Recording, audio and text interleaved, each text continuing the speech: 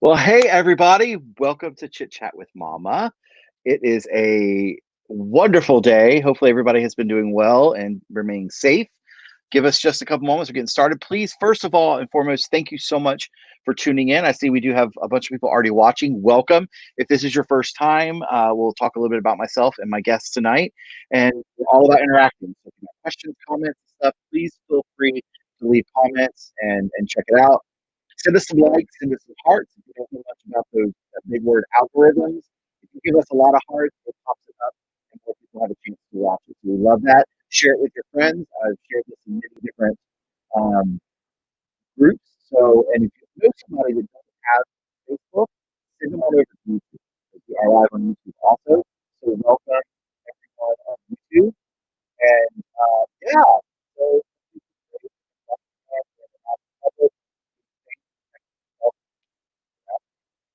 all right. So I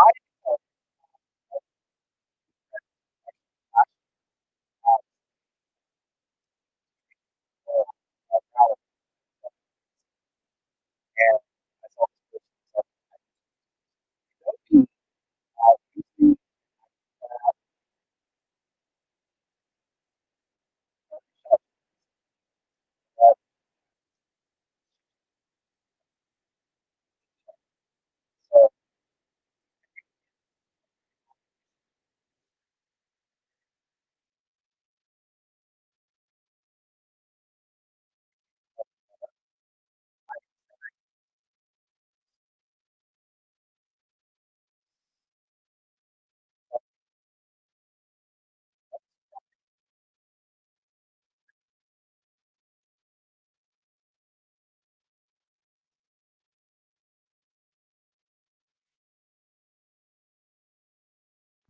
How about now? Can y'all hear me now? Do I sound better? So, new ear pods. Yeah, they're probably not good for that. And can y'all hear me now? I know Damien, I know Elliot backstage so they can hear me. Damien, can you hear me now? Yes, I hear great. All right. Okay. All right. So anyway, back to that. So my special guest tonight is Elliot. So y'all, let's join. We'll bring them on in. And hi. Hello. Can you hear me okay? There we go. We good? Oh my goodness. You know, I've only done this probably 40 times in the last 5 months. I should know how to do this by now. What's rehearsal? Yeah, we did rehearse this and it seemed fine. All right. Thank you all so much. Rafi Darrow is here. That's my mom. Hi, Mom. Hi, Damien. Oh my goodness, my friend Daniel is watching too. If y'all hear any booming in the background, my husband's watching TV, and unfortunately, our surround sound vibrates the walls. So if it gets too loud, let me know. Oh my goodness. Oh, hi, Damien. Oh my gosh. So welcome. So it's been just about a year ago, hasn't it? Since we met, yeah. Just about actually. It's crazy, and it was just a brief meeting. It was at the what was that? It was a trans rally, and it was hosted and kind of brought together really quickly, actually, by Nathan. So. That's right. It was a great experience. I met you and some others. Oh, your Bubby is here. Hi, Bubby. So, Linda, we were going to make sure that you made it in, and I'm so glad you made it in. Oh my goodness, this is great. So, tell me a little bit about yourself. I guess let's start. I'm 22 years old. I've been transitioning from female to male for about, has it already been 4 years now? Probably about 4 years. And I've been transitioning both publicly, like out to people, but also physically. I'm on hormone replacement, and I've also had top surgery. Fantastic. That's a big accomplishment. Yes. It's a great accomplishment, especially, at your age. I know in my age, it is. And, when I was your age, it really, the option was not quite as relevant and as easy accessible as it is now. And before we get too far, everybody check down below. I do have their Instagram, so please follow them on Instagram. There is a Venmo down there for them. So Elliott, can you tell me a little bit about what you had decided to do with any money that was raised tonight? Yeah, so below you'll see my Venmo. It's at Elliott, 2L's, 2T's. And the proceeds are going to go to the Foundation for Sustainable Families, which is a nonprofit super close to my heart. It's founded by Miss Ashley Rose. If you haven't read her book, you should. But her foundation works with so many people filling in the gaps in our community, whether it's through therapy or it's through going to talk to your parents if you're in the foster care system. They do so much, especially working with the LGBTQ community, especially our youth too. So I just wanted to give what I can today. So awesome. Anybody, please, you don't feel required to, but we want to give you that option. Usually when I have guests on, Elliott and I were talking about this, I like to give the option if people would like to donate, especially times like this.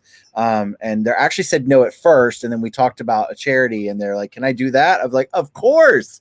If you want to give back to the community, that's so important. And everyone knows here at Rose Dynasty, we're all about giving back to our community. So thank you for that. So if y'all have a couple dollars that you'd like to throw in there, just type in the memo that you saw them on here. And Elliott will take care of that. So you're 22.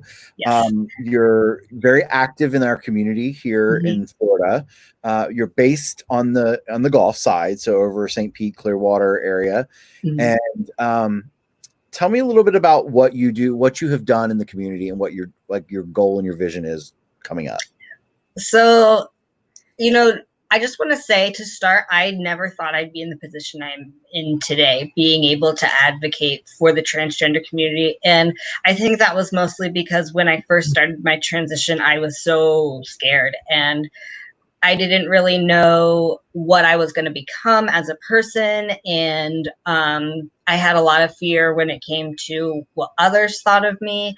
And once I was able to kind of go through my transition, which I'll talk about in a bit, it's really helped me get to the place where I am. So I tried to start on a really small level locally in my city, St. Pete. And I've had really great opportunities where I've been able to branch out a little bit more.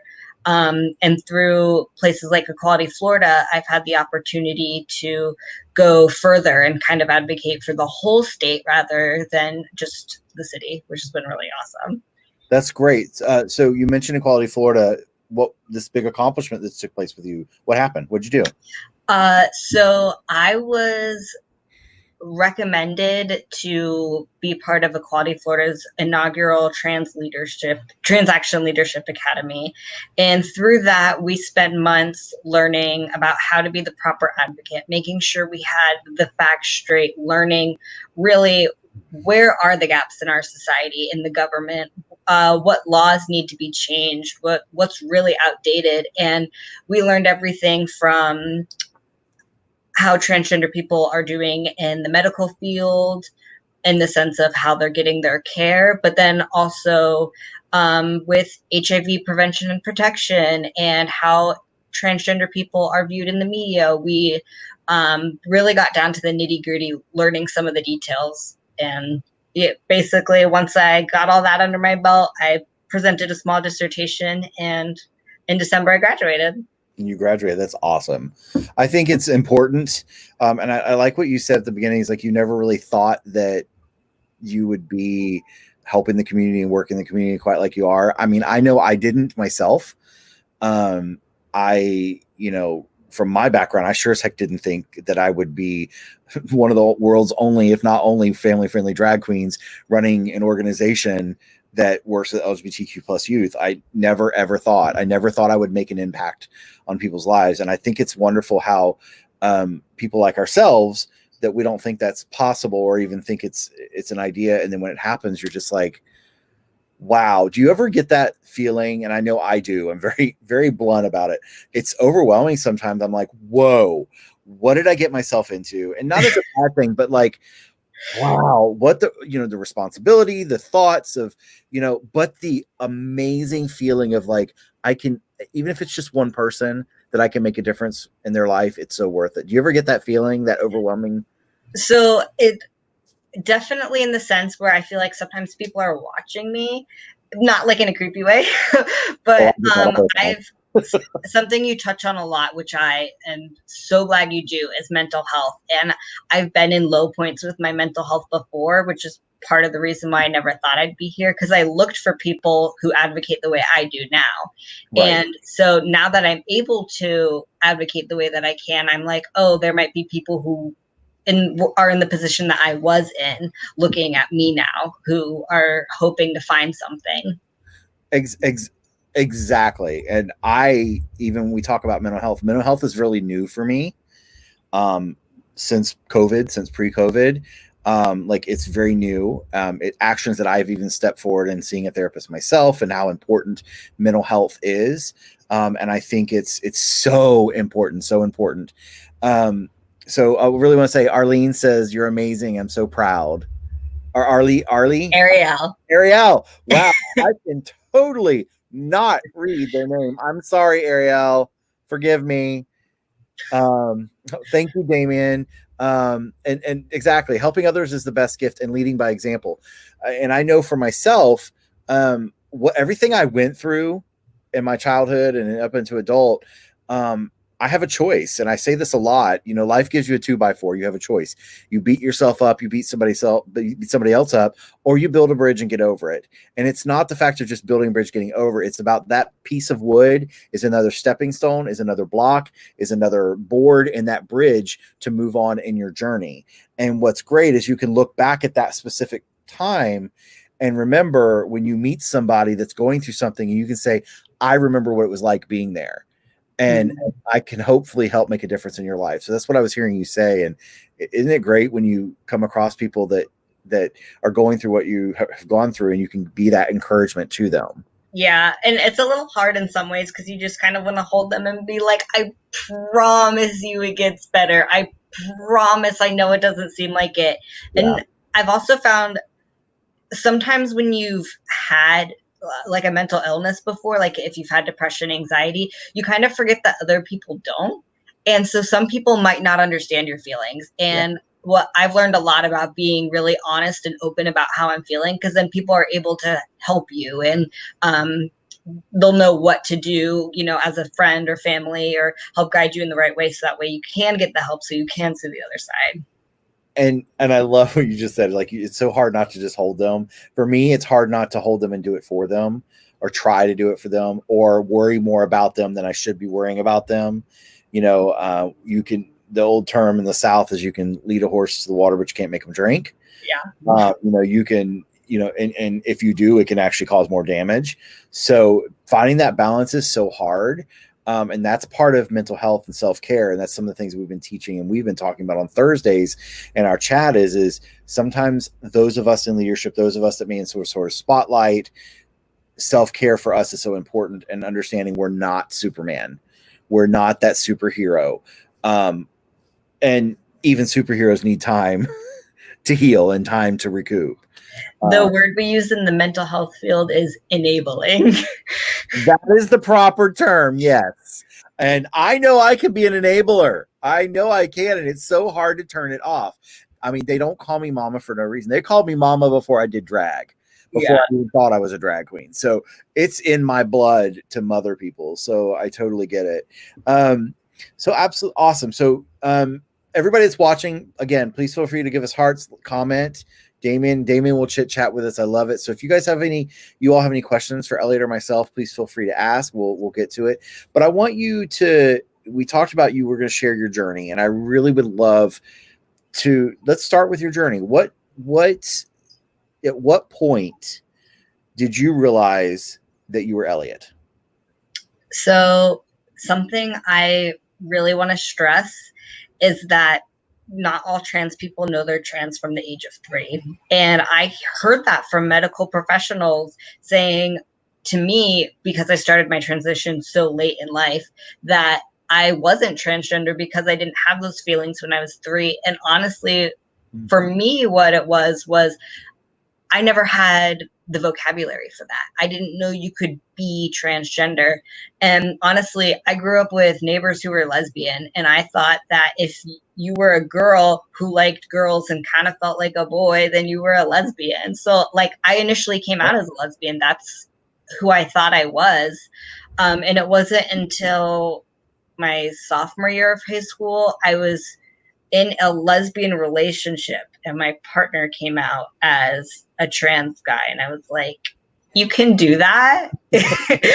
So we ended up both transitioning, and I a little bit later, but yeah, that's basically I learned about it through them. I did tons of research, just like any teen trans guy would know that you do. And I went from there basically. And yeah. So you said, like you said, you didn't have the vocabulary, and I seem to hear that a lot. I know people in my age group kind of the same way. You know, you thought you were lesbian, or you thought, there are all these different thoughts that could have happened. Myself being considered cis male, I've said this from the beginning. I never will ever understand what it's like to be trans because I'm not trans. And it's the same as like we would talk about, I would never, and I mean, I'll go here right now. I'll never understand what it's like to be a black man and treated inappropriately like a black man is treated. I can be treated. So, I don't, but I always have tried to have compassion, because when I came out of a very strict religious background. And after going through conversion therapy and it didn't work, coming out, the trans drag community in Tampa is the ones who took me under their wings. So for me, it was my first experience was not mesmer. It was almost mesmerizing because I didn't understand it. I'd never even heard of it. And here I'm meeting these trans women who back then in the late 90s, early 2000s couldn't have jobs. Their job was a drag queen. Their job was other things that, that they kind of blended in and hid in society. So I grew up with this, in my gay growing up, as I say, with this respect for the trans community and this desire just to love y'all, not just everyone else, but love y'all, because I would never know how it felt. I knew how it was coming out, but I would not know how it felt coming out of what your physical body looks like. It's a completely different coming out process that any gay man or even lesbian would ever understand. And I think I'm so glad for you to like say something like that, to admit something like that. And especially because there are a lot of people in the LGBTQ community who don't know anything about the trans community. They don't even know we have our own flag. I see that you have one behind you, which is awesome. Yep. But they don't know. And sometimes people will seek to, their neighborhood lesbian to ask them questions about the trans community, and they just might not have the answers. And it's okay for them to not have the answers. Yeah, it really, really is. Damien said it took me till I was 13 to understand I was gay, and that was in the 90s. Girl, I was 7 years old and I knew. But I came out, I knew at a young age during the AIDS movement. So immediately it was shut down because of the fear that happened back then. So I get it. In the 90s, the 80s and 90s, it was so different. I mean, I couldn't imagine, I don't even think you could imagine coming out as trans if you were even 13 years ago, even at 10 years old for you. So when it came to coming out as a lesbian, I felt like I was fine. Like my parents kind of made it pretty clear at a young age, like if I was gay, they'd be chill with it. Right. And when I did come out, I basically started dating a girl my sophomore year of high school. And I said, hey, I started dating this girl that I've been talking to. Like, you've heard her name. She's coming over for dinner on Friday. And my parents were basically like, do we need to talk about it? And I was like, nah. And they were like, okay. Exactly. So, that was like one whole experience. But my parents can kind of date back. Like, I've liked girls since the beginning. Like, they kind of know that. But then coming out of trans was a little bit out of left field for them, because coming out as gay is really one thing, and then trans, like, it's a whole other thing. It really can be. And I've spoken to many parents, and they've said that. I've spoken to parents that are affirming and accepting and parents that are still questioning. And some have said, being gay was one thing, but transgender was, first of all, was scary because unknown, the ignorance and the unknown of it. And then I can understand where it could be a question, a little bit of a different feeling, because the physical appearance is changing.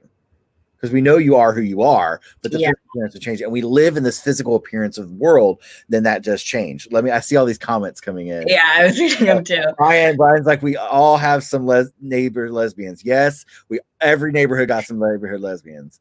Oh, I know Hunter, our little Hunter. I love Hunter. Hunter has a few trans flags. Of course, he loves those colors. Hunter's my they're at story time all the time. I love Hunter.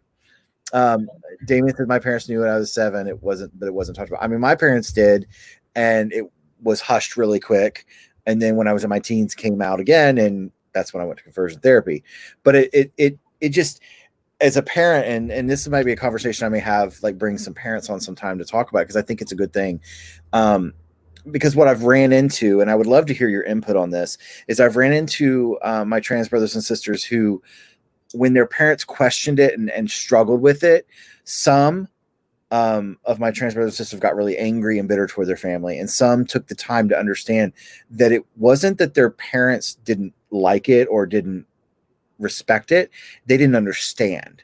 And I think that's all across the board a lot with folks that are me, folks that are trans. Is I think we as humans, the second somebody questions us, we automatically think that they're disagreeing with us or they're negating us. When in all actuality, a lot of times it's pure, I need to know. And I'm the type of person to ask. I'm like, I don't get this. Can you help me understand it?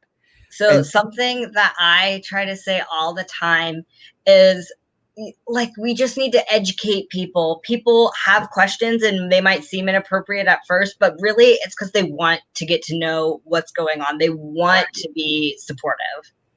Exactly. I mean, your mom just said it. Parents feel like they're going through it alone. Yeah. Absolutely. So, go ahead. I feel like I was kind of outed to my parents. The situation was a little iffy, and basically an ex kind of told them before I was ready to. And I think for my mom, based on her personal experiences in life and people that she knew, I think she really did think it was going to be a phase. I was a lesbian and I just wanted some sort of different kind of empowerment, because society sees women in not the best way. Right. But, my mom has done a lot to kind of go out and educate herself. I mean, I've educated her, but she's also educated herself.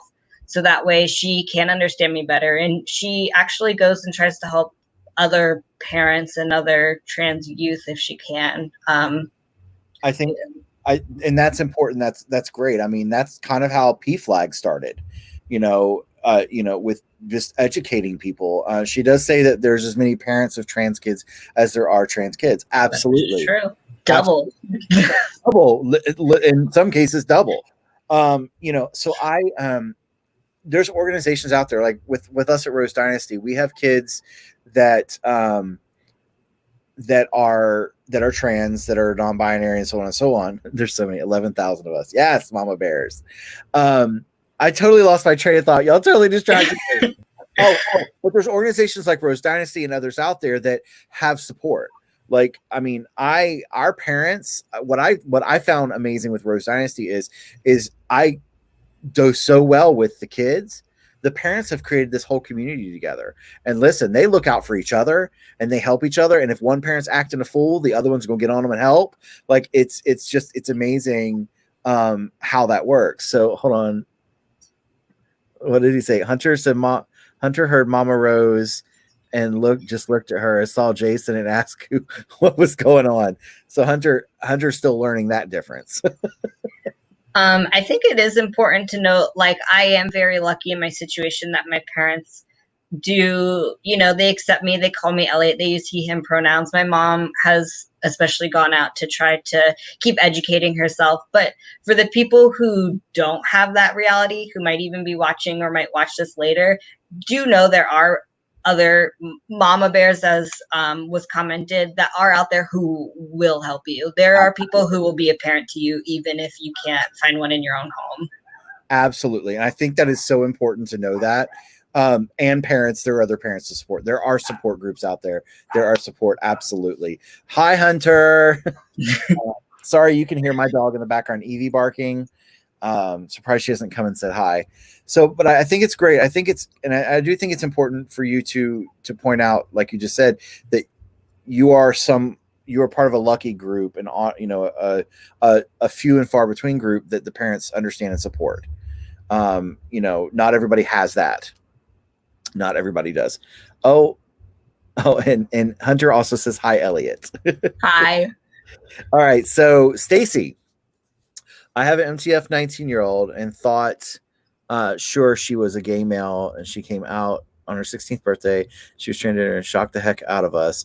I was definitely clueless about it and started to find groups on Facebook to help me tremendously. I've come a long way.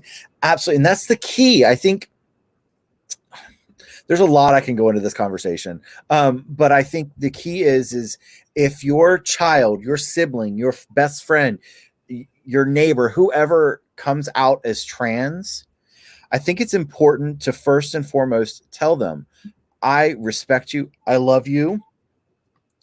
I don't understand. Please help me understand. I think it's important how you say it. So if you're watching and you come across these issues, there are certain things you don't want to say. Be like, are you kidding me? And stuff like that. Those aren't phrases. And I know we react sometimes as humans to say stupid stuff, but understand that we really need to make sure that our family and our friends and our siblings and those that we know that we just, if we don't know, we want to ask, and we want to ask questions, where we need to be willing, ask respectful questions, and we need to be willing to learn. So, yeah. And there's no shame in saying, I don't know, please educate me. There really is no shame in it. And I feel like there's a big group of transgender people who are just angry all the time when people ask them questions. But I really, really try to give people the benefit of the doubt that people want to be educated. And it's also okay as a trans person to be like, I'm not really comfortable answering this question, and here's why. Yeah, absolutely. And yes. Yeah. I had to park the truck in my mind because this can go on a whole nother long conversation. But I think it's important. It's important to say I want to be educated. It's important to say I want to know. And don't speak. It's not my responsibility to speak on Elliot's behalf, because Elliot and I have two different journeys. Yeah. And I can speak on maybe our friendship, what relationship we have, but I can't speak. Just like anybody, like you can't speak of a cis gay male because you've not been a cis gay male, so I think it's, unless you are a gay male now, and that's cool, whatever, gay, straight, whatever. But I think it's important to understand that we can't speak on behalf, but we can love and respect and support. And that's important. Absolutely. I think something I mentioned to you before, when it comes to supporting, is really creating affirming communities. So that would be gender affirming communities, sexuality affirming communities, and also gender expression is something we've really been fighting for, especially on a legal level, how we express ourselves. So, in your case, there's nothing wrong with you putting on a dress. There are a lot of legal things in Florida that wouldn't support that. And that's what we're going for. But if you are a small business owner, if you're opening your house to your child and your child's friends, make sure you have these affirming spaces, using a person's correct pronouns. Feel free to ask someone their pronouns, or ask, like, what would you like to be called in this household? Like, that is a-okay. And in a trans person's perspective, we would love for you to ask us that. Like, please ask us what we want to be called. Please ask us our pronouns. I think it's so important. I had an experience recently where a trans female was misgendered on the phone, and the person was okay. They were respectful, but the person asking kind of got a little bit more invasive than they should have. And I was on the call listening for several reasons, and I was very quick to speak up. And I tried my best to educate them. You know, I'm an advocate for this person, and this is the pronoun, this is their name, and this is what you're going to need to use. Oh, but that's not what's here. I understand, but this is what you're going to use, because if we're going to be utilizing your service, this is what you're going to be. If not, we're going to go elsewhere. So I think it's really important. You know, people ask me all the time, because I'm a drag queen, I have to educate them the difference between what I do in drag and transgender. And some people get it, some people don't. It took my mom a long time to realize that I'm not, that I'm just an entertainer, that Mama is Mama. It's a character and personality. So I think it's very, very good. Stacy said that they support their child. Their child is their child, no matter what. That's so important. Thank you, Stacy. Thank you so much. And that is important to reiterate that to your child, reiterate that to the people around you. Let's see what this says. So fear and uncertainty is one of the reasons some parents struggle. Most of that comes from faith background.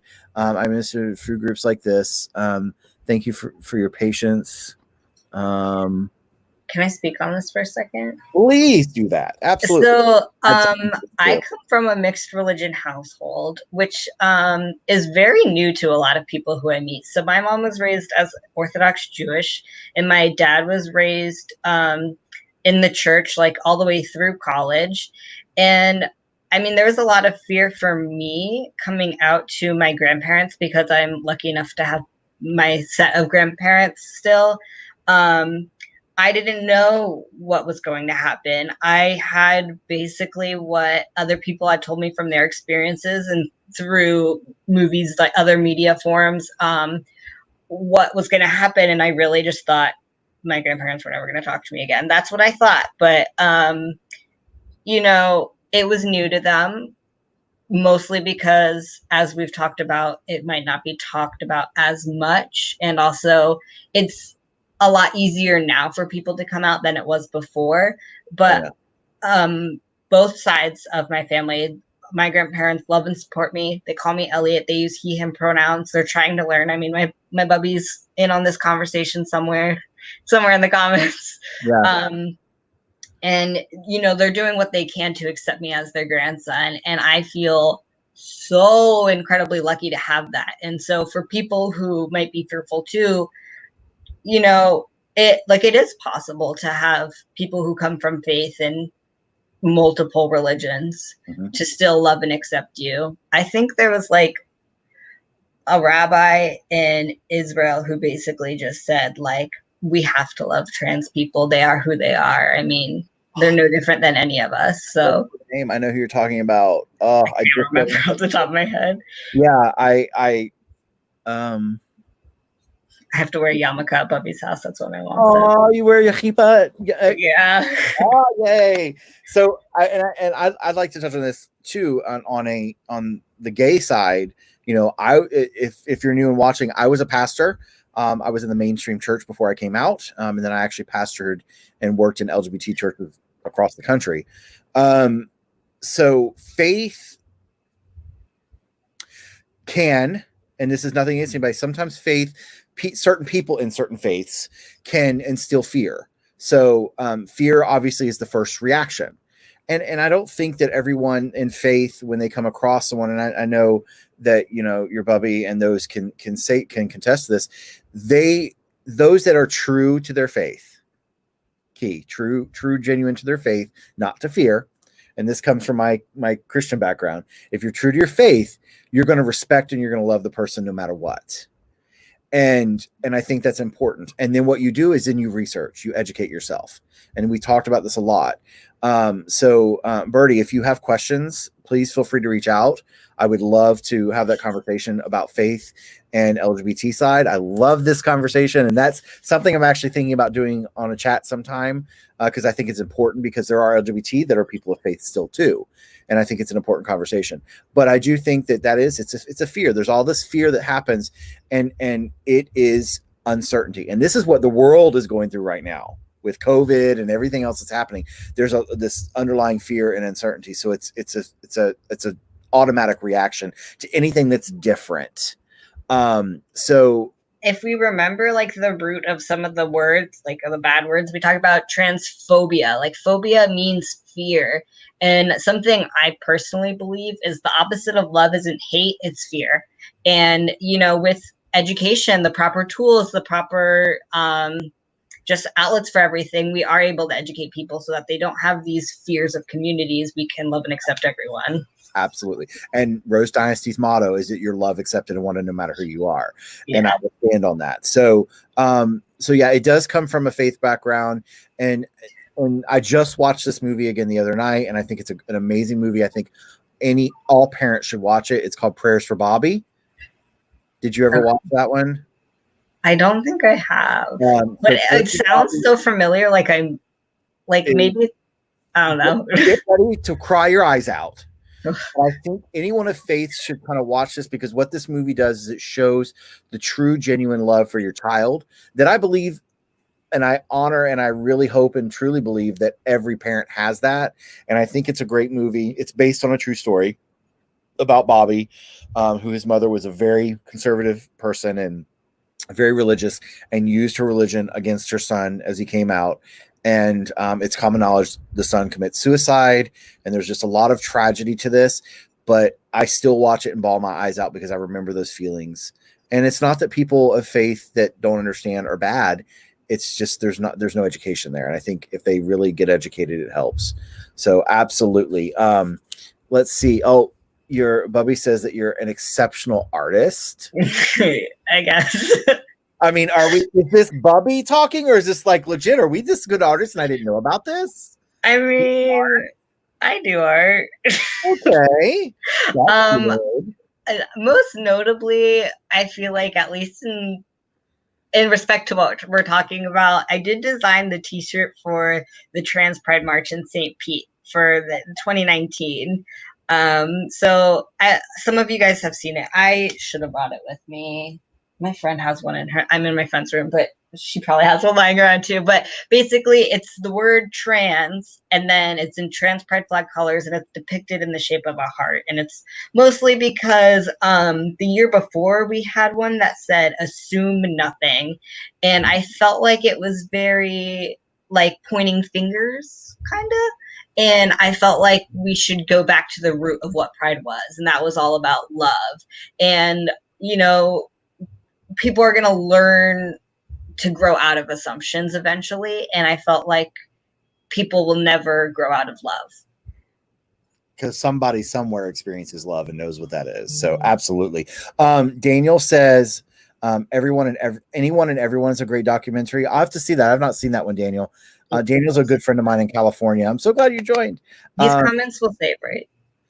Yes, the comments will be in there. And you can go back through the comments, and I can always post them in the bio too. So Birdie says, for they know not what they do. Yes, for they know what they do is a good. I know some people in that one. So it's really, really good. And Bubby said you're being very modest.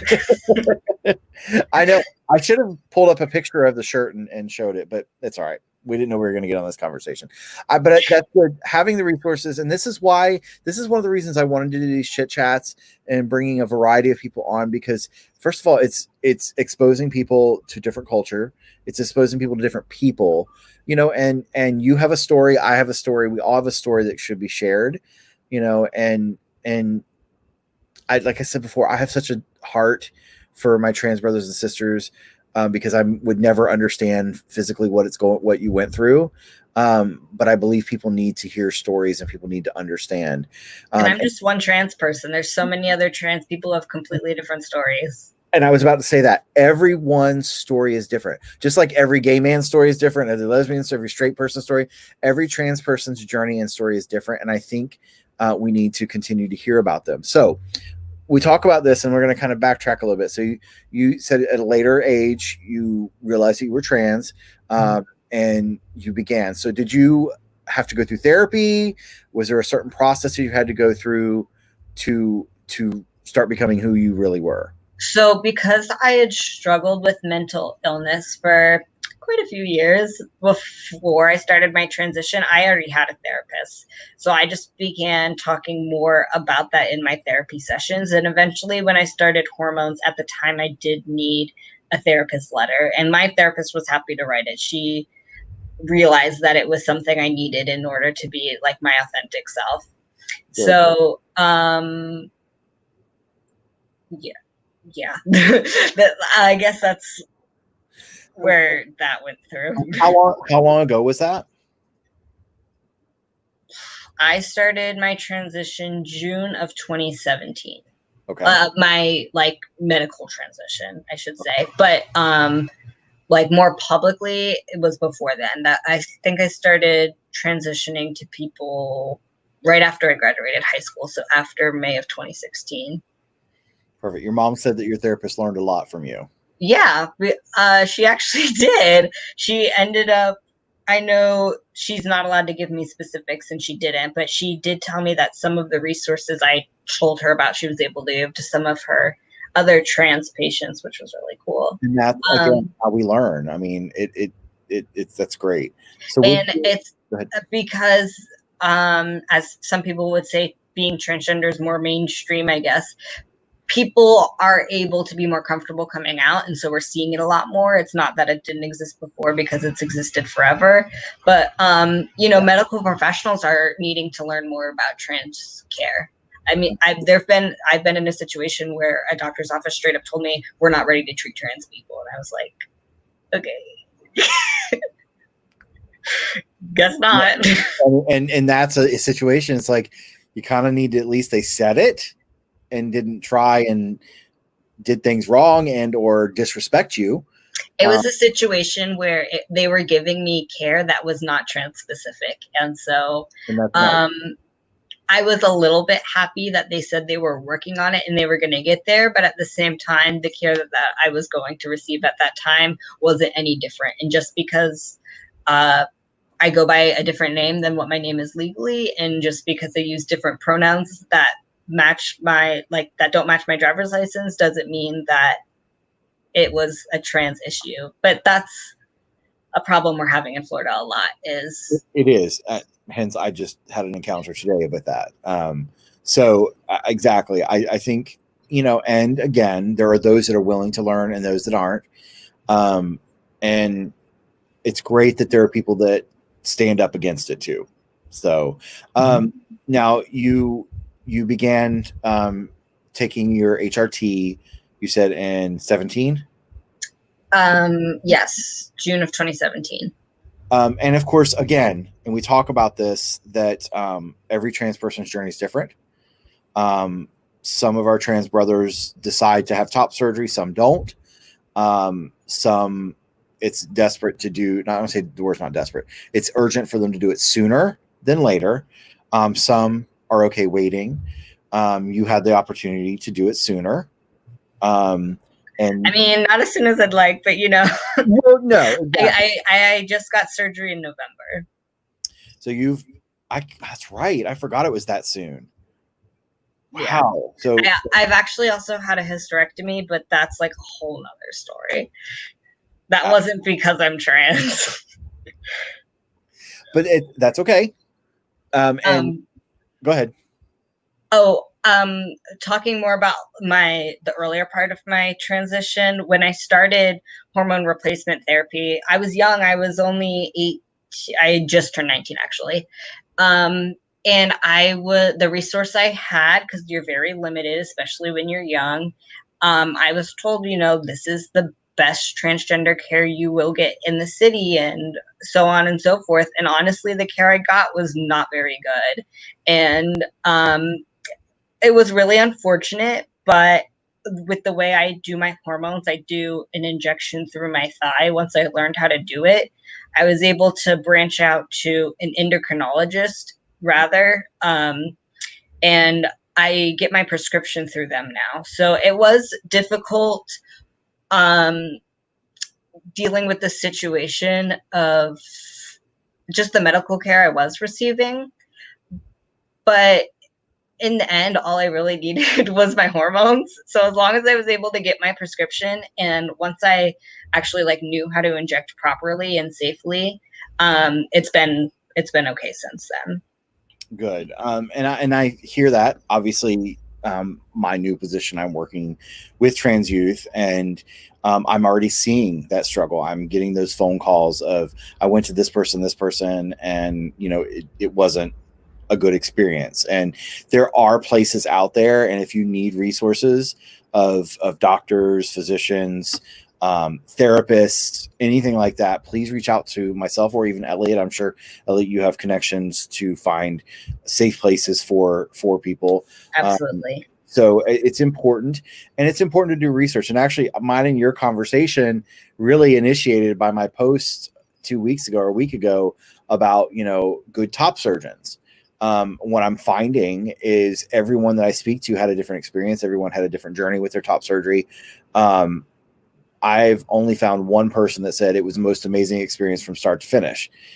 Some had hiccups. Your situation was obviously different when we were talking about that. And another person I was talking to the other day, theirs was completely different because they had some other medical issues of their own that they had to face that other doctors necessarily couldn't help with. So, everybody's journey is different, and I'm trying to build resources. And I know there are places. And when I look online, there's sporadic places. And what I'm finding is some websites have all this information and not everything's up to date and accurate. But the best thing I think is to reach out people that are involved in the community. Ask for a good therapist. Ask for what's a good doctor that I can go to discuss my HRT. What's a good doctor I can go to discuss top surgery procedure and so on. Yeah, because in the root of it all, companies are companies. They want to make money.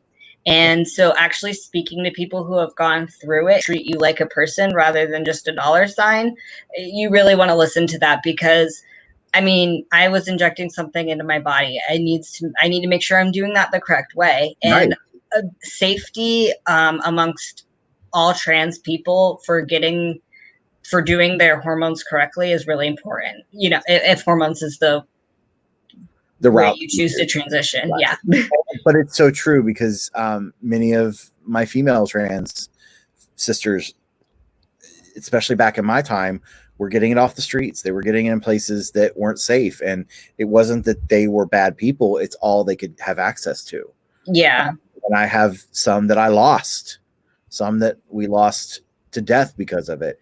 So I think it is important to ask those questions. It's important to make sure you are educated, make sure your healthcare provider is educated, and please reach out to us. We know people that are safe. And then the other thing is I had several conversations with people over the last several weeks asking about top surgeries, and, there were some that had great experiences and the bedside manner wasn't right. And there were some that the bedside manner was great and the surgery wasn't. Not calling anybody out. I'll let them speak of that if they like. But there was more than one that said the surgery was amazing, but the bedside manners, the terms weren't necessarily right. There wasn't a lot of, proper, there could be trigger issues in conversations, and understanding that might be something that is harmful to some and may not to others too. I feel like we could make a whole hour-long video just on talking about my personal top surgery, but I did kind of have to weigh what I wanted from my physical transition. Did I want a doctor who was good at what they were doing, but maybe weren't as trans affirmative? Or did I want a doctor who would always call me Elliot, always use he, him pronouns, but maybe my chest wouldn't look as good? And I honestly got to a point where I was just like, I want a flat chest. I don't care if I have scars or if I did a procedure called keyhole where there's less scarring. I just wanted to make sure that it was safe for me to do. Right. So that's the route I ended up taking. I feel like my doctor was very, say it as it is, said anything graphic, like kind of about the procedure, which I was not expecting. Wasn't always the best at using the right name and pronouns, but in the end, I'd say like, I got what I wanted. Like I got a flat chest. I personally, as I said, I didn't really care if I had scars or not. I don't have like the big scars here that most people see. So that was just a plus for me. Yeah. I didn't want to call you out, but you weren't the only one that had that same experience. So I was like, several people I had that conversation. And I had someone who got surgery a week after me, a friend, and their things completely different than mine, and their results are completely different. So, absolutely. really quick. So Damien said, Elliot, what's the best way to express to a trans person transition from your viewpoint? I want to say congratulations. Yes, I have questions that's proper. Yes, it's joyous for you. However, it was a long road. So like saying congratulations to someone is totally okay. Like for me, I was very excited. I made something I like to do anytime I ever have any type of surgery is I make cards for my whole care team, like the person who checks me in, my nurse, my surgeon. I make little cards for all of them, and I was making like chest puns on all of them. And so for me, that's fine. And you can say congratulations and we can celebrate me having top surgery. But there are other trans men who will be like, I don't want to talk about it. Let's not even acknowledge the fact that I had a chest in the first place. It's really case by case, but probably based on the way I talk about my transition, one could assume that I'd be okay with like a congratulations. Thank you, Damien. I think that's that's a great question, and it all goes back to it just depends. And if it's someone you don't know, it may be best to just smile, or if it's someone that you don't know and that you're willing to get to know, ask them. It's okay to be like, is that something that you like? Like there's ways of approaching that. I just think you have to feel it out. And obviously, like you just said, you made puns and all that, and it was good for you. It was really, really a great. Your mom, glad to get that surgery off my chest. Yeah, that was one of the things. Is that one of them? Yeah. See, if I were to have, like, if that was something, that's something I would say. Like, I would totally say that. Thank you, Gwen. Oh, Gwen, that's awesome. Your mom did back up. Your mom did say this magnificent surgeon, zero bedside manner, and that I've seen. And I've seen amazing surgeons that charge more than double of what most people pay. I was at a teaching hospital, which I was very happy for. I did not care if a student worked on my body, but I had to say that explicitly. I also had to make sure, because I'm kind of in the position where I'm like, if someone is going to help give top surgery to other trans people, like, have my body. Test it out on me. You're about to help hundreds of other trans people have the surgery that they want. So personally, I was okay with that. And my head surgeon, my main surgeon, didn't have good bedside manner, but like almost all the students under his care were so kind, were asking questions. And if I wasn't under the influence of surgery medication, I probably would have enjoyed their presence a little bit more. I just don't remember it. That comes with the territory. You're a little high at the moment. That happens. So, but it's great that you had a great experience, and I have friends that didn't have good experiences. But I, like you said again, and I can reiterate that is I have friends that celebrate it, that made puns, that still joke about it 5 years later, and some that don't even want to talk about it. And it's something you respect. If it's something they shut you down, you move on. Just move on. There's plenty of other things you can talk about that's more important. Some trans guys, they consider things like top surgery and hormone replacements a part of their transition. And then once they have top surgery, once they have a hysterectomy, if that's their path, they say they're done. Like they're a man now, like they're done transitioning. And others would say their whole life is a transition because they'll never stop taking hormones. It really depends on the trans person. And for me, because I'm an advocate, I think I will always consider myself a transgender person because every day I'm actively being Elliot, and I kind of have to jump out of that sometimes. Like, I am Elliot, I gotta remind myself. And then sometimes I forget I'm trans. Like, sometimes I just completely forget, and I'm like, oh right. Oh right, I have to fight for my rights. It'll be great when we have that day that we can forget about it and not have to be reminded, oh, that's right, we have to fight for our rights. I hope it's in my lifetime. I would love to see it in mine. So, and I'm going to live to 130. So hopefully you won't be far behind me. I'll tell her that I'm going to live. She's actually trans herself. Bad part is she's in PA. Oh yeah. So a lot of time, I actually had one of the best top surgeons that was recommended to me was actually NPA too. And so it can be really difficult when you are a trans person and the best care you can receive is someplace that's far away, because not only do you have your surgery costs, because sometimes insurance won't cover it, it's having to stay in a different city. And if I had gone to a different state, I would have had to stay in a hotel for a full week. And then follow up, and like there's so much to that.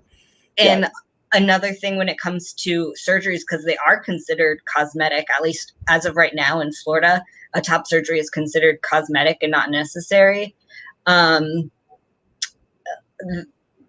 Another doctor won't work on your chest. So if my doctor had been out of town and I had some kind of complication, another doctor would not have gone to fix it, because it would have been another doctor's work. It would have been their art. And I could have suffered. I could have even died that way. And I know a lot of trans people who have struggled because of that kind of situation. And that's even a whole nother conversation too, because then you talk about insurance. Some insurances some insurance cover, but not many. Most don't. And you're talking $6,000 to probably $20,000. Am I in the price range? From what I've been reading and researching and talking to people, it could be $6,000 to even up to $20,000 surgery, and that doesn't include everything else that comes with the surgery. So, and there are some surgeons who unfortunately will do a really great job, and they kind of glorify themselves in that sense, and they'll be like, I'm the best, get surgery from me, and then they'll charge out the wazoo. So they're basically like taking advantage of trans people. Just had that conversation this week. I could list 2 of them in the state. If I could perform top surgery, I'd give them away for free left and right. I really would. But unfortunately, like I've said previously, sometimes it's all about the money for people. I mean, it is. And business is business. I mean, obviously, and that's that fine line, because we know that doctors obviously have, a lot of money to pay back on top of, it is a business.